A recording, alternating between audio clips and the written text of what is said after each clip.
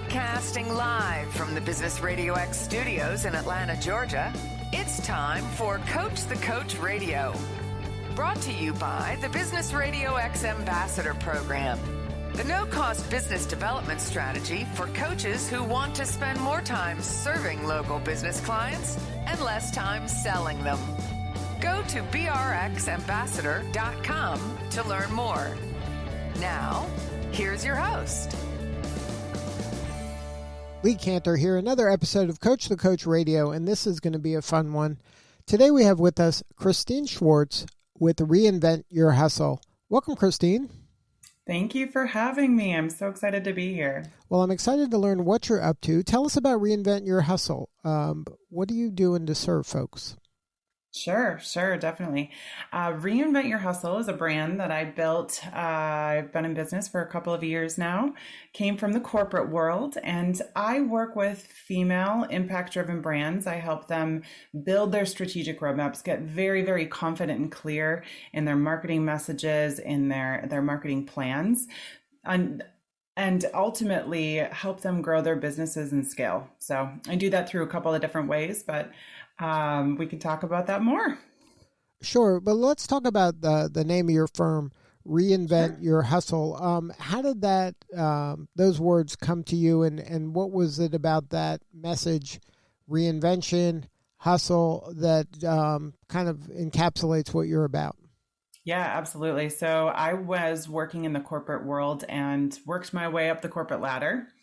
And I was laid off. And for anyone that's been laid off or been in a situation that, you're just shook, you need to figure out a way to move forward. And ultimately, I've been working my way up the ladder my whole life. When they didn't give me a promotion, I went back to school. When I wasn't promoted after graduation, I took a different position. Like, you have to find new ways to reinvent yourself. And ultimately, that's where it came from. Reinventing yourself, reinventing your strategy, reinventing your whole persona and what you want to do and your vision, all the things.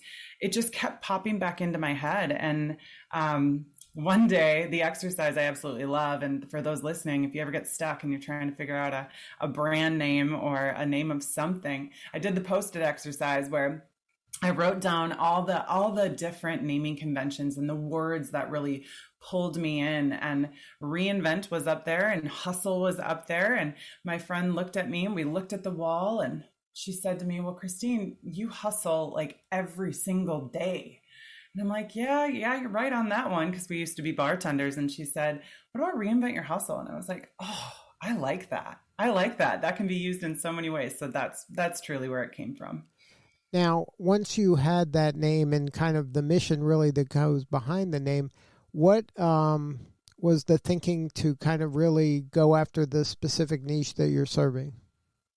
It's because I was in a space where I wanted to help people that were in my situation. And I think finding your niche is not the easiest thing, right?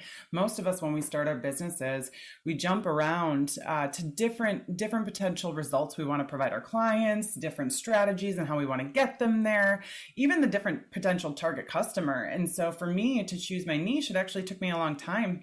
And I just realized, because it took me so dang long, that I wanted to help other people figure it out. I got into some conversations with women, and I realized I don't want to work. I came from retail. I don't really want to work necessarily specific to retail. I want to help service-based entrepreneurs, those women, those people that are transforming other people's lives. Like, I want to see that domino effect. And once I figured that out, I realized I could pull that out of people. And so that's that aha moment where I figured out, oh, this is my niche. This is what I'm called to do. This is what I truly, where I want to focus. And that's truly how I discovered my niche.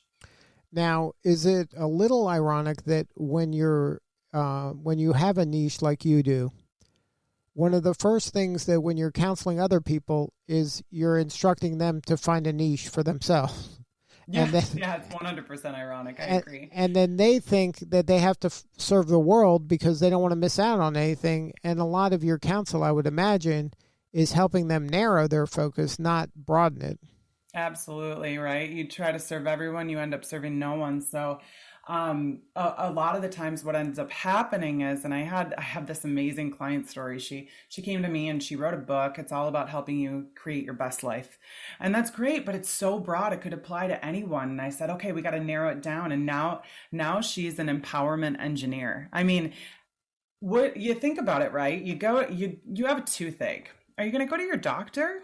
Probably not. You're probably going to go to your dentist. And even better yet, if you need a particular type of cosmetic surgery or something on your tooth, you're going to go to someone that can do a root canal.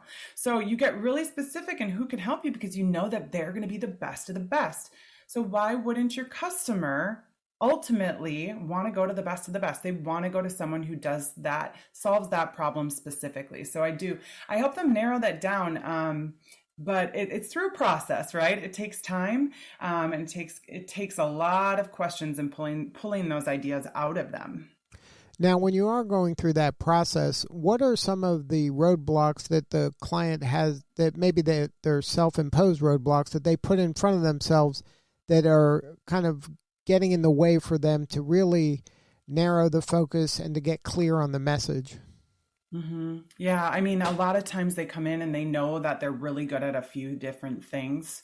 And so sometimes when they're really good at it, they don't know exactly what they want to focus on, and they don't want to hinder, right? The big fear that people start out with, especially when you're starting your business, is, I don't want to alienate an entire audience, whether it's working with men or women, or I want to work specifically with moms, or I want to work specifically with this type of service-based industry or this type of product. And they don't want to narrow in so much that they feel like no one's going to come to them. It's definitely one of those mindset blocks that you have to think about it. Like, you can always open that back up. You can always change what you're up to and who you're actually speaking to. I think the other piece is, when we're starting our businesses, we treat it like our baby. And we figure everybody's watching us. And it's so scary because so many people are going to judge me if I make a mistake because I took this leap and I'm starting a business, right? But ultimately, we have to remember that you may think you're a really big deal, but you're not actually that big of a deal yet. You can change, you can pivot, you can adjust. And we have to remember that not everyone is watching us as much as we think they are. So now, walk me through what that engagement with you looks like. Are they coming to you because they're just getting started? Are they coming to you because they've reached a plateau and they're frustrated? Are they coming to you because there's a crisis? Like, what is usually the entry point for you to begin a relationship with a new client? Yeah, it's both. And I actually have two different programs. So I work with that entry-level entrepreneur or that individual that's adding another layer of service to their business.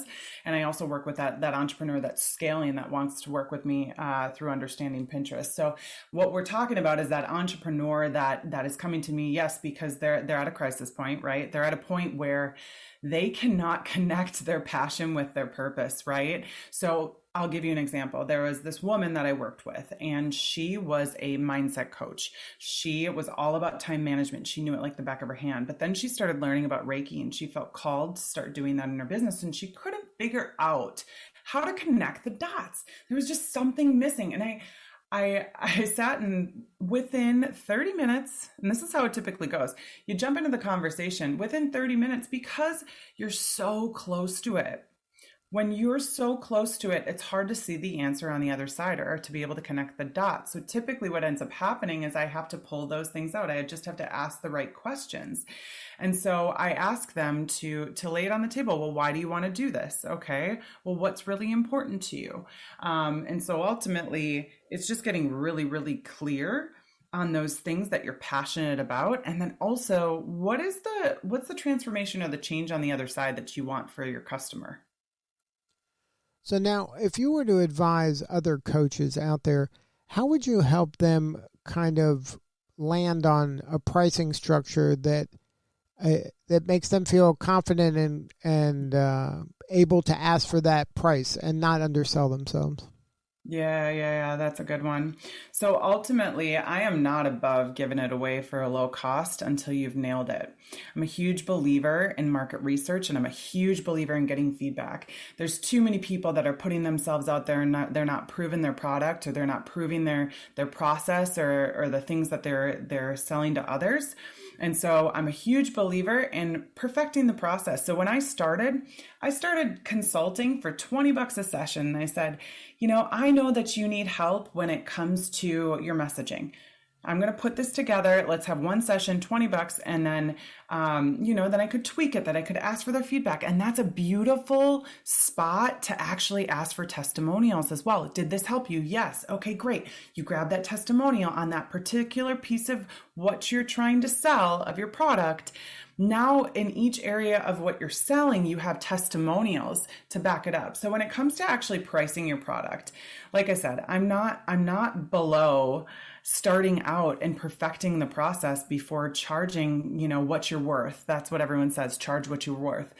When it comes down to it, if you haven't heard of the value ladder, what I highly recommend, you can head to my website and check it out, or you can Google it. But the value ladder is essentially creating a customer journey that feels seamless. And so when you're trying to price out your offerings, you have to identify, how does a customer first find you? And how do they then jump on your email list? And are you creating a seamless process for them to just get a taste of your work and what you do, and then start working with you throughout that process? And there might be people that want to jump to that large high ticket program that you have, but ultimately you got to prove yourself, and you have to have some testimonials behind your belt in order to be able to charge what you're truly worth. Now, what I'll say is, it may only take you 3 months. It may only take you 6 months. It may take you a year. It may take you 2 years. But ultimately, you have to create results for people. That's what this business is all about. And once you start creating those results, that's when you can start charging more and more and more. One thing that I will say is, most of the time people come in and they have that money mindset block where they're scared to charge anything.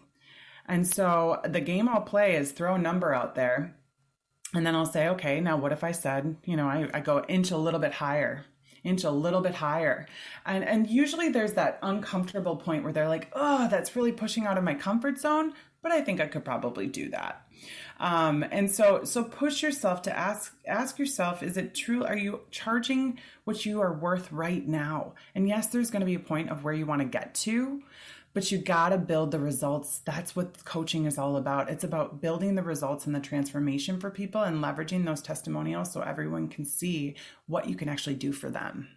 Yeah, when I'm counseling people in this, with that question of what to charge, I say, look yourself in the mirror. It's the number that you can say out loud without laughing. Yeah, totally. And the same thing goes when you're creating a product. I heard this from my coach the other day, so I got to give him a little bit of props for this, Brad Hart. He said, when you're creating something, and actually this wasn't even Brad Hart, this was somebody else. When you're creating something, when you're creating that product, or maybe it's a course, or maybe it's a curriculum, whatever it might be, throw a 0 on the end of it. Throw another 0, and then you're probably you're going to sit back in your chair and be like, I can't do that. And ultimately what you're going to do there is you're going to create that program so that you're giving as much away as you possibly can, so that you're going to provide them with the best results. And then once you do that, then you can take that 0 away. That's what your program should do. It should create those amazing results, that wow factor. Because ultimately, the goal is to create those results. And so when you add that extra 0 on, it's super intimidating as the creator, but ultimately it pushes you to create the best product you can create, to create the best curriculum or program or whatever it might be. Right, because ultimately you want your client to be wildly successful. Totally, exactly. And you want them to be able to, let's be honest, it's all about word of mouth. You create an amazing result for your clients, they're going to love you forever, and they're going to talk about it. It's just like a pair of yoga pants, right? You put those pair of yoga pants on and they fit like a dream, and they make you feel like $100, $1,000, whatever you want to call it. You're going to tell people about them. It's any product out there that you love. So create a program that does the same for you. Now, if there's somebody out there that wants to learn more about your practice and get a hold of you and connect with you in a variety of ways, I know on your website there's a variety of ways that someone can interact with you, but can you share the website? Yeah, it's www.reinventyourhustle.com. And if you want to find me on Instagram, that's where I hang out a lot. So happy to chat, DM me. We can talk through kind of where you're at. And I'm always happy to get on a Zoom call too and chat it through with you. Well, Kristine, thank you so much for sharing your story today. You're doing important work and we appreciate you. Thank you so much. It's a pleasure to be here. I appreciate it. All right, this is Lee Cantor. We will see you all next time on Coach the Coach Radio.